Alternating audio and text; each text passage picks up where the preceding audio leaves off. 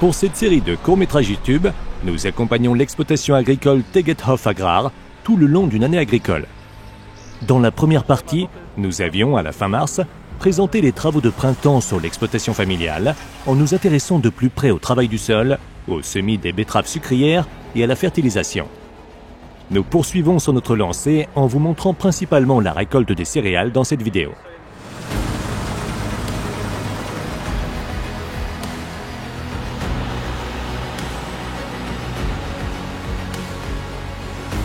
Remontons cependant d'abord à la fin mai. Le maïs planté dans ce champ il y a environ 6 semaines a bien levé. Les plants n'auront un besoin accru d'azote qu'à un stade de croissance ultérieur. Il est donc judicieux de prévoir ces besoins maintenant à l'aide de digestats ou de lisières. L'entreprise de travaux agricoles, Chefmeister Agrar, se charge de cette tâche pour Tegethoff.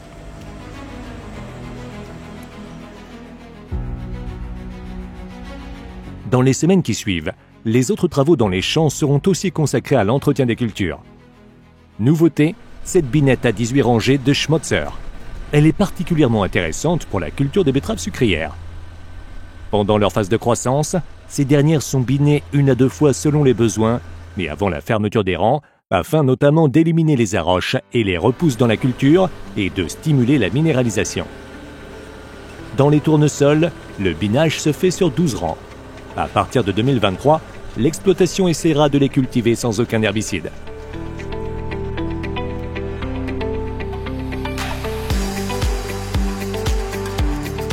Nous sommes désormais à la fin juillet et la récolte de céréales 2022 est déjà bien avancée.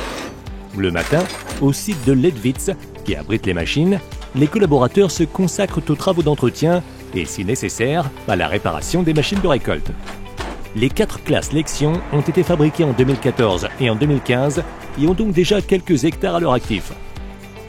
Ces machines de récolte sont cependant bien entretenues et donc fiables. De temps à autre, il s'avère nécessaire de remplacer des pièces d'usure, par exemple les lames du broyeur de paille. Toute l'équipe participe aux préparatifs. Burkhard Tegethoff, fondateur de l'exploitation, a déjà passé de longues heures au volant de la batteuse. Cette année, c'est son fils cadet, Fabian, qui conduit pour la première fois l'un des Lexion. Tout comme les années précédentes, son fils aîné, Philippe, prendra les commandes de la moissonneuse-batteuse.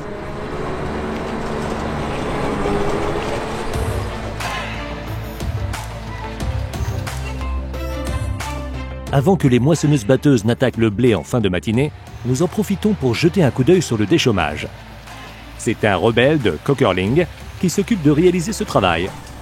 Acheté en 2015, il était à l'époque l'un des premiers déchômeurs à disque court de 12,50 m livré par le constructeur de machines agricoles de Westphalie orientale.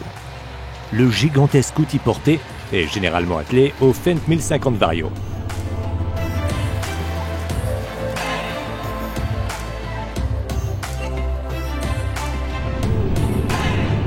Chaque année, le rebelle travaille une surface d'environ 2500 hectares pour Tegethoff Agrar. C'est la machine la plus appréciée pour le premier déchômage, surtout pour le colza. Les chaumes de blé sont également retournés à plat sur toute leur surface afin de faire germer les graines de mauvaises herbes et de céréales perdues. Sur les sites particulièrement secs, il s'agit d'interrompre les voies de circulation de l'eau, c'est-à-dire la capillarité, afin de conserver l'humidité dans le sol.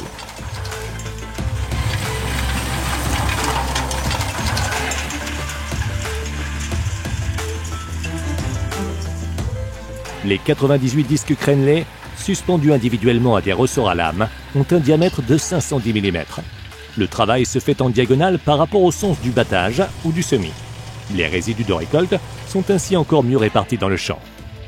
Avec le double rouleau suiveur STS, la zone de germination est optimisée. Le rebelle est proposé en différents modèles, à partir de 3 mètres.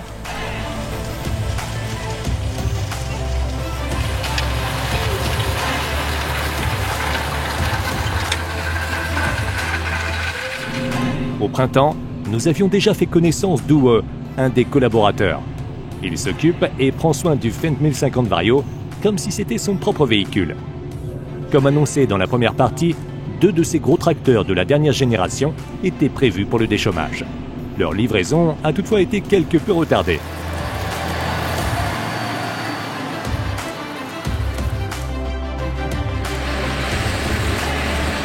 Les bordures de champs sont entretenues 2 fois par an. Un premier passage début juin est destiné à éviter la germination des mauvaises herbes en bordure de champ et le deuxième passage est un dépôt de mulch après la récolte. L'objectif est d'éviter que les mauvaises herbes ne se propagent des bordures jusqu'aux parcelles ou qu'elles ne soient happées par la moissonneuse-batteuse lors du battage. Cet entretien permet de diminuer considérablement les mesures phytosanitaires en amont.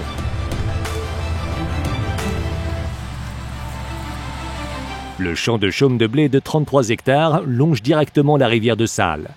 Dans cette région, la rivière et ses environs font partie du parc naturel de la basse vallée de la Saale.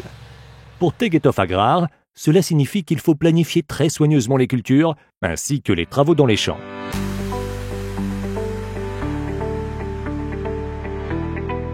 Actuellement, environ 120 hectares de la surface de l'exploitation sont en jachère ou en friche. À moyen terme, l'objectif de 4% exigé par la réglementation sera même dépassé. 20 hectares sont consacrés aux bandes fleuries et aux bordures de champs. Les mélanges de fleurs sont alors choisis en fonction de l'endroit et servent notamment au petit gibier.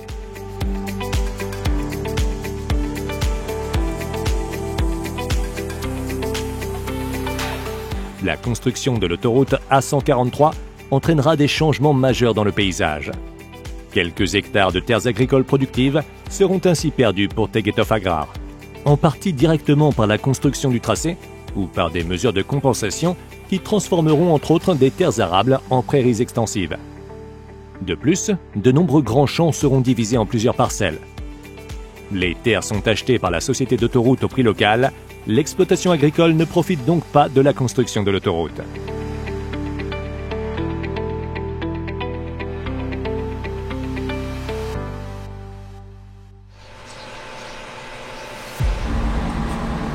Sur le site de Leadwitz, les préparatifs sont désormais terminés.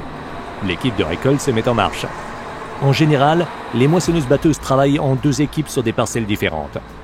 Cela s'est avéré nécessaire, tout particulièrement cette année, car le blé et le colza sont arrivés à maturité en même temps. Toutefois, aujourd'hui, nous avons la chance de pouvoir observer les 4 classes lection dans un même champ.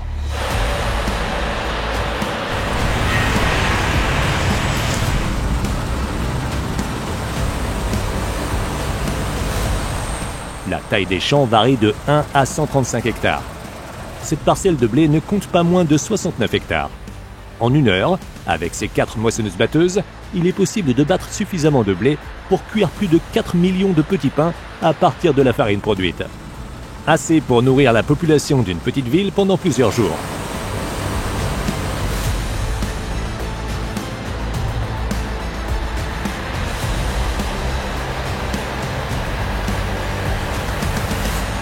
La campagne de récolte se déroule sans l'utilisation de remorques. Selon la distance entre la ferme et le champ, 1 à 2 bennes basculantes en tandem sont nécessaires pour chaque moissonneuse-batteuse.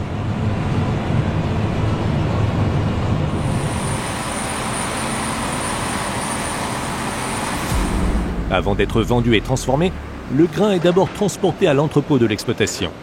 Un pont bascule permet de peser les attelages à l'arrivée et au départ. Des échantillons de réserve sont parfois prélevés.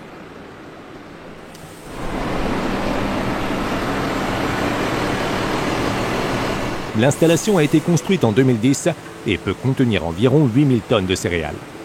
Le silo de séchage adjacent permet de stocker 500 tonnes et 3000 tonnes supplémentaires peuvent être stockées dans les locaux techniques. L'exploitation a ainsi la possibilité de stocker elle-même les 3/4 de sa récolte environ en fonction du rendement. À l'aide d'un chargeur télescopique, la récolte est déposée à une hauteur de plus de 4 mètres dans des casiers ventilés par le plancher.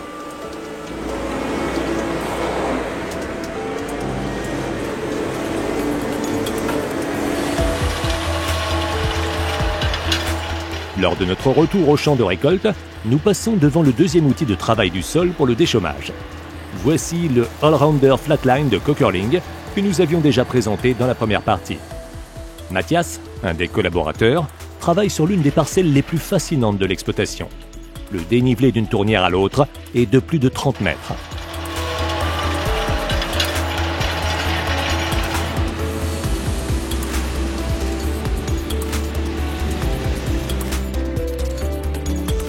Tegetthoff Agrar exploite plus de 3000 hectares au nord-ouest de la ville de Halle. Le blé occupe la part la plus importante dans la rotation des cultures, avec 1200 hectares. Cette année, les rendements se sont enfin légèrement améliorés après les années extrêmes de 2018, 2019 et 2020. En cultivant des variétés aux feuilles saines et avec une résistance accrue à la sécheresse, et en organisant des rotations de cultures équilibrées, on essaie de contrer au mieux les conditions climatiques difficiles dans cette région sèche du centre de l'Allemagne.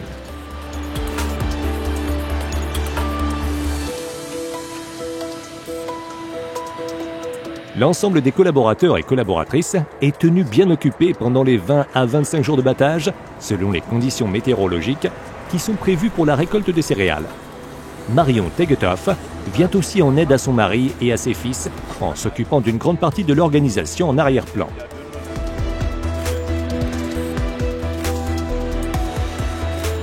Deux saisonniers donnent un coup de main au niveau logistique. L'exploitation accepte déjà par email les candidatures pour les prochaines campagnes. Tim est en deuxième année d'apprentissage dans sa formation d'agriculteur. Tegetoff Agrar propose 2 postes de formation dans ce domaine. Vous pouvez également y postuler via leur site internet.